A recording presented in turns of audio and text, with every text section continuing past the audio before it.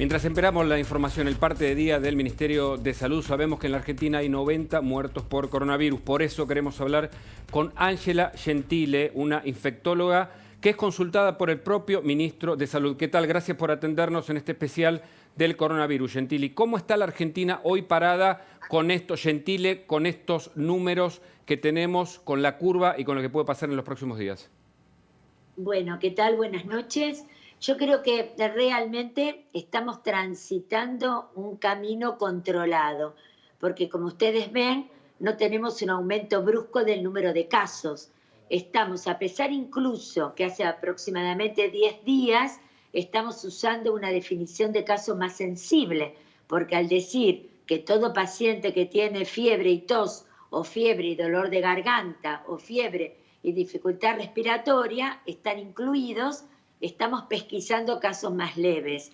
Y aún así, habiendo abierto, habiendo sensibilizado mucho más esta definición que nos permite captar más gente, la curva nos ha disparado. Y un dato numérico importante. Nosotros, antes de empezar la cuarentena, duplicábamos el número de casos cada 3 días. Y desde que comenzamos esta cuarentena, duplicamos el número de casos en aproximadamente 10 días, lo cual es un hecho objetivo bastante bueno. Doctora, buenas noches. Agustina Girón la saluda. ¿Qué tal, Agustina? Sí. Muy bien. Bueno, en algún momento esta cuarentena va a terminar, ¿no? Y el miedo es ese, ¿qué va a suceder, ¿no? Cuando termine definitivamente la cuarentena. ¿Se van a disparar allí los casos? En este momento se está poniendo a punto el sistema sanitario para poder recibir ese momento, justamente. ¿Cuál es tu pronóstico?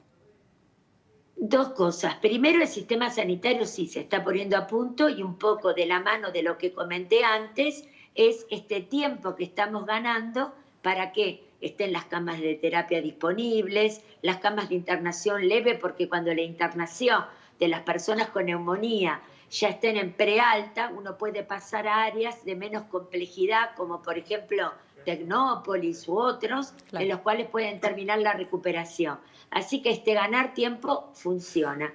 Y en otra pregunta, sí, que es la más importante, me parece a mí, que es el desafío. Claro. ¿Cómo salimos, más que salir, cómo pasamos a la próxima etapa de esta cuarentena? Porque no escapa a nadie que hay una realidad social, económica, que evidentemente también es un desafío y no se puede ignorar. Seguro. Y esto no se va a hacer bruscamente, se va a hacer siempre evitando todo lo que es masivo, cuidando el distanciamiento social y tratando de que haya una mirada diferente entre los grandes centros urbanos, que siempre generan mucha más preocupación, que, por ejemplo, pueblos o ciudades más pequeñas, en los cuales incluso no ha habido casos y que nos permiten entonces generar una planificación de actividades y de liberación de actividades con un poco más de tranquilidad, ¿no es cierto? Correcto. Y doctora, mucho se habló e incluso se elogió el discurso de Alberto Fernández, la extensión de la cuarentena y los datos sobre todo. Ahora, también hay quienes dicen que esos datos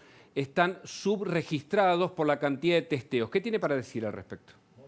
Bueno, nosotros es verdad que necesitamos hacer más test, a pesar de que se ha mejorado y en este momento, cuando uno mira el índice de positividad, tiene la cantidad de casos positivos sobre el total de testeos es del 13.5%, que es bastante bueno, está en el rango que pide la OMS. Igualmente queremos hacer más y de hecho esa fue una recomendación y por otra parte se están aumentando porque se descentralizó del Malbrán y en cada una de las instituciones hay ahora varias provincias que tienen varias instituciones. Por ejemplo, en la Ciudad de Buenos Aires hay 5 o 6 centros públicos. Nuestro hospital, el Hospital de Niños, es un centro, el Muñiz, el Pena, el Elizalde, el Pasteur. Hay varios que cada vez se incorporan más. Pero también me parece importante para también generar tranquilidad, ¿no es cierto?, que uno mira otros indicadores indirectos. Entonces dice, bueno, a ver, ¿qué pasa con esto? Yo tengo todos los casos que estoy buscando, pero ¿qué otro marcador indirecto me puede a mí decir que voy por el buen camino? Entonces miro el porcentaje de camas ocupadas de terapia intensiva por pacientes COVID, que apenas llegan al 6%, o miro la internación en unidades de clínica de pacientes COVID, o miro las guardias donde Correcto. están las áreas ambulatorias, y veo que el sistema no está desbordado. Está bien. Eso me parece que es un indicador indirecto bastante bueno también. Usted sabe que la Argentina ha tenido problemas históricos con los datos, con la información, con la falta de la información cierta. Por eso insistimos, porque claro, los números son buenos, pero los periodistas nos preguntamos si son números reales. ¿A usted le parece que más test puede generar más cantidad de infectados? Y la curva, doctora, esa pregunta también se la quiero hacer. Sí, pero el tema es así. Si yo tengo más test, también es verdad que lo tengo que referenciar los test por millón de habitantes. Claro. Y eso va a haber un poco, se verá la tendencia. Pero mire, hay una cosa que en mi experiencia de tantos años, uno es así en la vida de todos los días, que es la realidad de los hospitales. Yo le puedo decir la realidad del mío, de todos los hospitales de la ciudad. Estamos todos conectados los infectólogos, independientemente de COVID, por otras redes que trabajamos siempre. Y uno ve que las guardias no están desbordadas. Yo le puedo asegurar que viví la pandemia del 2009, era un desborde. Era imposible decir acá no pasa nada. Y yo también creo otra cosa importante. Los casos van a subir porque estamos en una pandemia. Va a seguir aumentando y desgraciadamente va a haber más casos y más pacientes fallecidos. Pero en este momento no están desbordados los servicios y uno lo ve en la vida de todos los días, en el contacto con profesionales, infectólogos, pediátricos, de adultos, que tenemos lugares como para, perfectamente tenemos lugares como para poder absorber. Doctora, Eso la es un interrumpo. signo indirecto porque para mí no es despreciable, ¿no? La vida de todos los días. Seguro. La interrumpo un segundo porque tenemos una información de último momento que indica que a partir de esta semana en la ciudad de Buenos Aires, por lo menos, sería obligatorio el uso del barbijo. ¿Tiene alguna información al respecto? Bueno, siempre se habló de las bondades del barbijo social, que incluso en muchas provincias es obligatorio, en otras fue una fuerte recomendación. Lo que es importante es entender que uno se pone un barbijo social no para cuidarme yo, sino para evitar que si tengo síntomas leves y a lo mejor no tan característicos, pueda contagiar a otro. No es el cuidarme yo, sino cuidar al otro. Y si el otro se lo pone, pues sucede lo mismo. Y se va creando una cadena comunitaria de cuidado. En ese sentido, hay un punto importante, hay un punto muy importante que me parece más importante que discutir o no el barbijo social, porque esa es una medida adicional. Y nunca se puede sacrificar el aislamiento, nunca se puede sacrificar el distanciamiento. Claro. Nunca decir, porque tengo barbijo social, no me importa el distanciamiento. El distanciamiento social es no negociable, es una ayuda, pero lo más importante es el distanciamiento social y el lavado de manos. Tiene que quedar claro, porque si yo me pongo un barbijo social y me pongo entre 10 personas todas juntas a hacer algo, el barbijo social no me sirve. Seguro. Doctora, lo último que le pregunto, que tiene que ver justamente con esto. Esta semana el jefe de gobierno porteño, Horacio Rodríguez Larreta, dijo que 2 de cada 3 enfermos son asintomáticos. ¿Es correcto esto? Y bueno, imagino que tiene que ver con el uso del barbijo. ¿Qué hacemos frente a eso? No, lo que se refirió, me parece, era una estadística que hay en hoteles.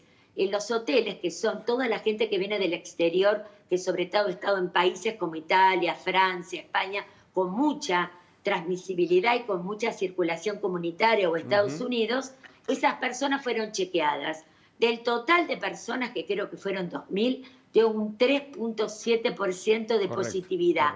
Y de ese 3.7, las 3/4 partes no tenían síntomas. Y no es lo mismo que decir que las 3/4 partes de todas no tenía. Claro. Es decir, que si uno lo mide en números es un porcentaje menor, pero igualmente vale la pregunta, porque sabemos que hay casos en los cuales son muy leves los síntomas, pasan desapercibidos, y esos son los casos que favorecen la transmisibilidad. Claro. Por eso es la medida de distanciamiento y por eso es la medida del barbijo social. Seguro. Doctora, le pido brevedad en la última. ¿Usted coincide con el resto de los especialistas cuando dicen que en mayo estará la curva y luego va a descender?